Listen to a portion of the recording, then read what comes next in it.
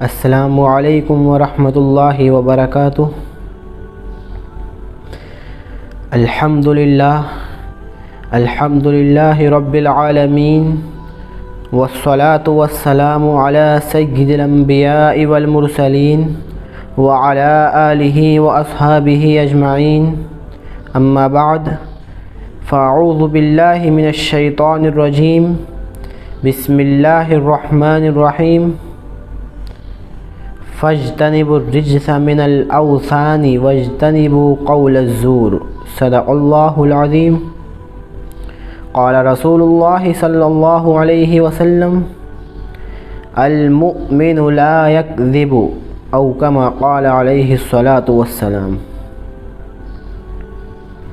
محترم ناظرین اکرام، آج جس موضوع پر میں بات کرنے جا رہا ہوں وہ ہے جھوٹ۔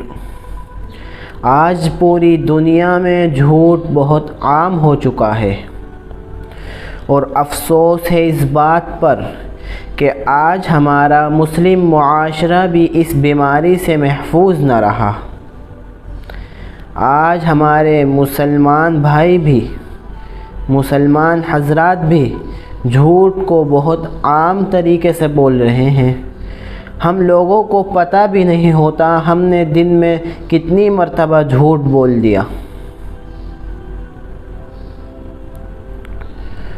اور ہم لوگ جھوٹ بولنے کو گناہ بھی نہیں سمجھتے، حالانکہ جھوٹ بولنا منافقت کے دروازوں میں سے ایک دروازہ ہے، یعنی منافقت کی نشانیوں میں سے ایک نشانی ہے۔ حضرت ابو ہریرہ رضی اللہ تعالی عنہ سے روایت ہے کہ حضور اکرم صلی اللہ علیہ وسلم نے ارشاد فرمایا کہ 3 علامتیں ایسی ہیں جو منافق ہونے کی نشانیاں ہیں، یعنی اگر کوئی مسلمان یا کسی مسلمان کے اندر یہ 3 باتیں پائی جاتی ہیں تو سمجھ لو کہ وہ شخص منافق ہے۔ وہ 3 باتیں کون کون سی ہیں؟ نمبر 1، جب وہ بولے گا جھوٹ بولے گا۔ جب وہ وعدہ کرے گا تو وعدے کی خلاف ورزی کرے گا،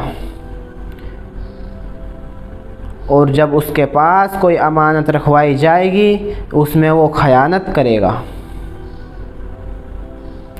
ایک روایت میں یہ اضافہ بھی ہے کہ چاہے وہ نماز بھی پڑھتا ہو، روزے بھی رکھتا ہو، مسلمان ہونے کا دعویٰ بھی کرتا ہو، لیکن اگر اس کے اندر یہ نشانیاں پائی جاتی ہیں، یہ علامتیں ہیں، تو سمجھ لو کہ وہ شخص مسلمان کہلانے کے لائق نہیں، اس لیے کہ جو مسلمان ہونے کی بنیادی صفات ہیں وہ ان کو چھوڑے ہوئے ہیں۔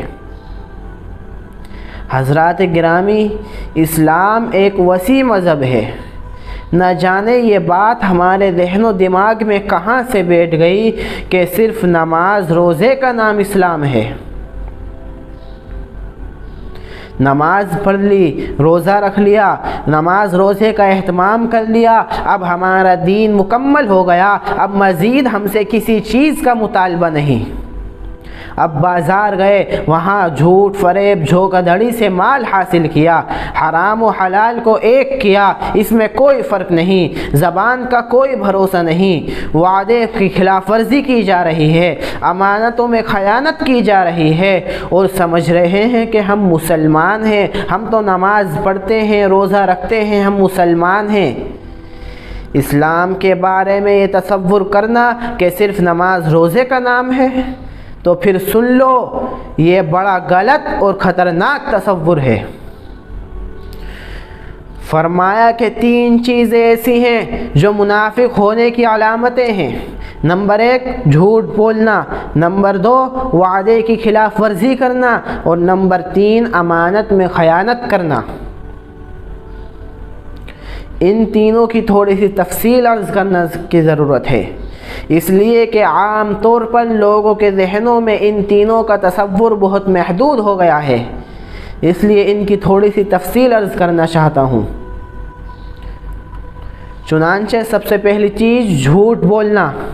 یہ جھوٹ بولنا حرام ہے، اور ایسا حرام کہ کوئی ملت کوئی قوم ایسی نہیں گزری جس میں جھوٹ بولنا حرام نہ ہو، جھوٹ بولنا منع نہ ہو، یہاں تک کہ زمانہ جاہلیت میں بھی جھوٹ بولنے کو لوگ برا سمجھتے تھے۔ ایک واقعہ یاد آیا، جب حضور اکرم صلی اللہ علیہ وسلم نے روم کے بادشاہ کو اسلام کی دعوت کے لیے خط بھجوایا تو خط پڑھنے کے بعد بادشاہ نے اپنے درباریوں سے کہا کہ یہ بتاؤ کہ یہاں کوئی ایسا شخص موجود ہے جو محمد صلی اللہ علیہ وسلم سے واقف ہو، انہیں جانتا ہو، تاکہ میں اس سے حالات کا جائزہ لے سکوں، حالات کے معلومات لے سکوں کہ وہ کیسے تھے۔ چنانچہ اسی وقت اتفاق سے حضرت ابو سفیان رضی اللہ تعالی عنہ جو اس وقت تک مسلمان نہیں ہوئے تھے، وہ ایک تجارتی قافلے کو لے کر وہاں آئے ہوئے تھے۔ تو لوگوں نے ان کو بادشاہ کے سامنے پیش کیا۔ بادشاہ نے ان سے کچھ سوالات کیے۔ بادشاہ نے سب سے پہلے سوال کیا کہ یہ بتاؤ کہ محمد صلی اللہ علیہ وسلم کس خاندان سے تھے، وہ کس خاندان میں پیدا ہوئے اور اس خاندان کی شہرت کیسی تھی؟ تو حضرت ابو سفیان رضی اللہ تعالیٰ عنہ جواب دیتے ہیں کہ یہ تو بڑا اعلیٰ درجے کا خاندان ہے، وہ اعلیٰ درجے کے خاندان میں پیدا ہوئے ہیں اور سارا عرب اس خاندان کی شرافت کا قائل ہے۔ تو بادشاہ نے اس کی تصدیق کرتے ہوئے کہا کہ ہاں، جو نبی ہوتے ہیں وہ اعلیٰ درجے کے خاندان میں پیدا ہوتے ہیں۔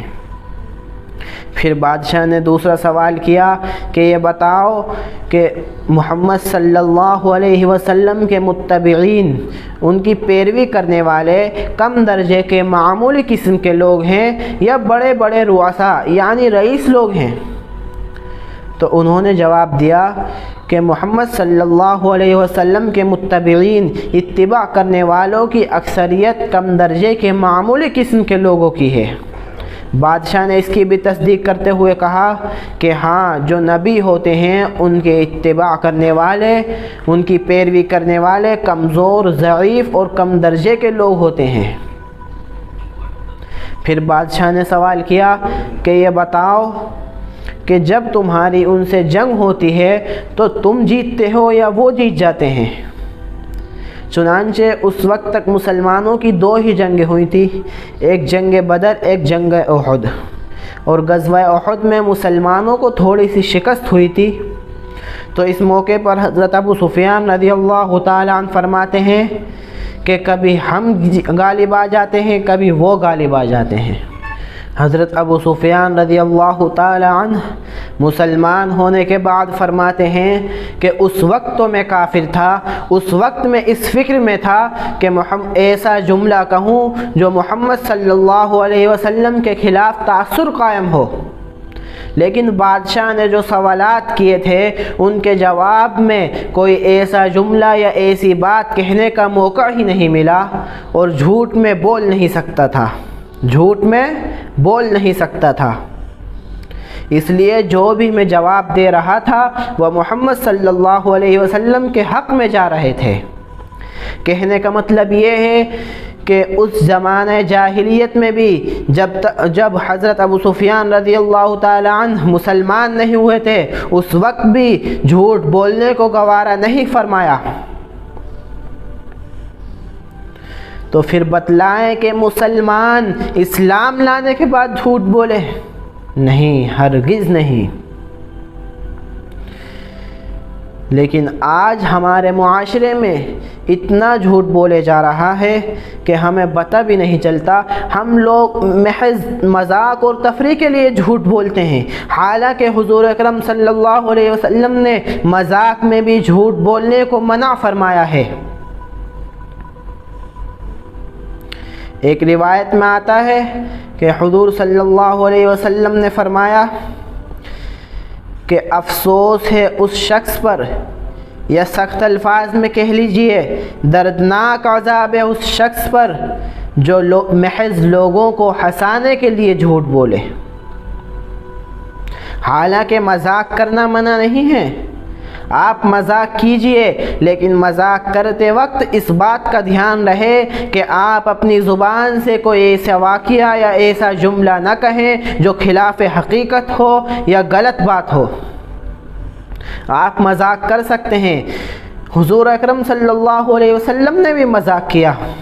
ایک مرتبہ ایک بڑھیا آپ صلی اللہ علیہ وسلم کی خدمت میں آئی اور عرض کیا کہ یا رسول اللہ میرے لیے دعا فرما دیں کہ اللہ تعالیٰ مجھے جنت میں پہنچا دے۔ آپ صلی اللہ علیہ وسلم نے فرمایا کہ جاؤ، کوئی بڑھیا جنت میں نہیں جائے گی۔ یہ سن کر وہ بڑھیا رونے لگی اور کہنے لگی کہ یہ تو بڑی خطرناک بات ہو گئی کہ کوئی بڑھیا جنت میں نہیں جائے گی۔ پھر آپ صلی اللہ علیہ وسلم نے کہا کہ اس کا مطلب یہ ہے کہ کوئی عورت اس حالت میں جنت میں نہیں جائے گی کہ وہ بڑھیا ہو، بلکہ وہ جوان ہو کر جنت میں جائے گی۔ ایک مرتبہ ایک دیہاتی آپ صلی اللہ علیہ وسلم کی خدمت میں پیش ہوا اور فرمایا یا رسول اللہ مجھے ایک اونٹنی دے دیجئے، مجھے سواری کے لیے ضرورت ہے۔ تو آپ صلی اللہ علیہ وسلم فرماتے ہیں ہم تم کو اونٹنی کا بچہ دیں گے۔ وہ دیہاتی کہتا ہے کہ یا رسول اللہ میں اونٹنی کے بچے کا کیا کروں گا، مجھے تو سواری کے لیے ضرورت ہے۔ پھر آپ صلی اللہ علیہ وسلم مسکراتے ہیں اور فرماتے ہیں کہ تم کو جو بھی اونٹ دیا جائے گا وہ کسی اونٹنی کا بچہ ہی تو ہوگا۔ یہ آپ صلی اللہ علیہ وسلم نے مذاق کیا تھا، اور ایسا مذاق جس میں کوئی بات حقیقت کے خلاف یا بات غلط نہیں تھی۔ اس لیے مذاق کرتے وقت بھی اس بات کا لحاظ رہے کہ آپ اپنی زبان کو سنبھال کر استعمال کریں، اس میں کوئی ایسا جملہ یا ایسا واقعہ نہ کہیں کہ وہ جھوٹ ہو یا بات غلط ہو۔ لوگ آج پیسے کے لیے جھوٹ بولتے ہیں، لوگ پیسوں کے لیے جھوٹی گواہی دیتے ہیں، جبکہ جھوٹی گواہی دینا تو شرک کے برابر ہے۔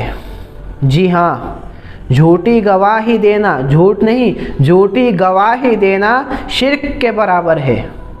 ایک مرتبہ حدیث شریف میں آتا ہے، ایک مرتبہ آپ صلی اللہ علیہ وسلم ٹیک لگا کر بیٹھے ہوئے تھے اور صحابہ سے عرض کیا کیا تمہیں بتاؤں کہ بڑے بڑے گناہ کون کون سے ہیں؟ صحابہ نے کہا یا رسول اللہ ضرور بتائیں۔ آپ صلی اللہ علیہ وسلم نے بتایا کہ اللہ تعالیٰ کے ساتھ کسی کو شریک ٹھہرانا بڑے گناہ ہیں، والدین کی نافرمانی کرنا۔ اس وقت تک آپ صلی اللہ علیہ وسلم اس طرح ٹیک لگا کر بیٹھے ہوئے تھے، پھر ایک دم آپ سیدھے ہو کر بیٹھے اور فرمایا جھوٹی گواہی دینا، اور اس جملے کو 3 مرتبہ کہا، جھوٹی گواہی دینا، جھوٹی گواہی دینا، جھوٹی گواہی دینا۔ اب آپ اس سے اس کی شناعت کا اندازہ لگائیں کہ ایک تو آپ صلی اللہ علیہ وسلم نے اس کو شرک کے ساتھ ملا کر عرض کیا، اور دوسرا یہ کہ آپ صلی اللہ علیہ وسلم ٹیک لگا کر بیٹھے ہوئے تھے، اور ایک دم جب یہ جملے زبان پر آئے تو آپ پہلے سیدھے ہو کر بیٹھے، پھر ان جملوں کو 3 مرتبہ کہا۔ تو اس بات سے آپ اندازہ لگائیں کہ جھوٹی گواہی دینا کتنا بڑا گناہ ہے، اور قرآن کریم نے بھی اس کو شرک کے ساتھ ملا کر عرض کیا، فرمایا فَاجْتَنِبُوا الرِّجْسَ مِنَ الْأَوْثَانِ وَاجْتَنِبُوا قَوْلَ الزُّورِ،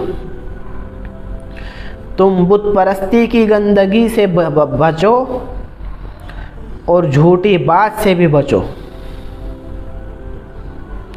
جھوٹی گواہی دینا شرک کے برابر ہے، قرآن کریم میں بھی شرک کے ساتھ ملا کر عرض فرمایا۔ تو آپ اندازہ لگائیں کہ کتنا بڑا گناہ اور کتنی خطرناک بات ہے جس کو آج ہم گناہ ہی نہیں سمجھتے۔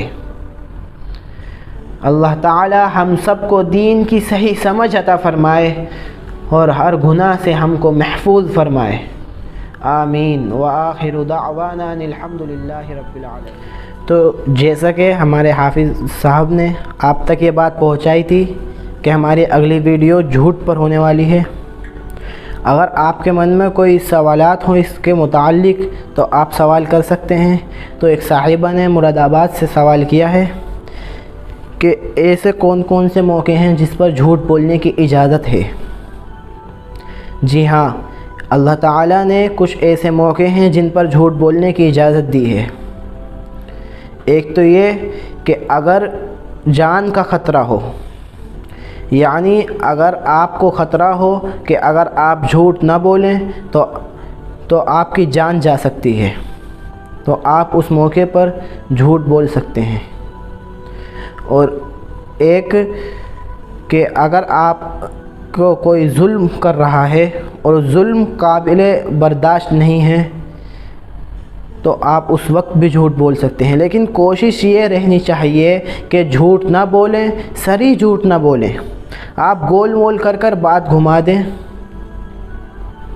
ایک صاحب کا اور سوال ہے دلی سے، انہوں نے سوال کیا کہ ہم جو وتر میں تیسری رکعت میں دعائے قنوت پڑھتے ہیں، اگر وہ پڑھنا بھول جائیں تو کیا کریں؟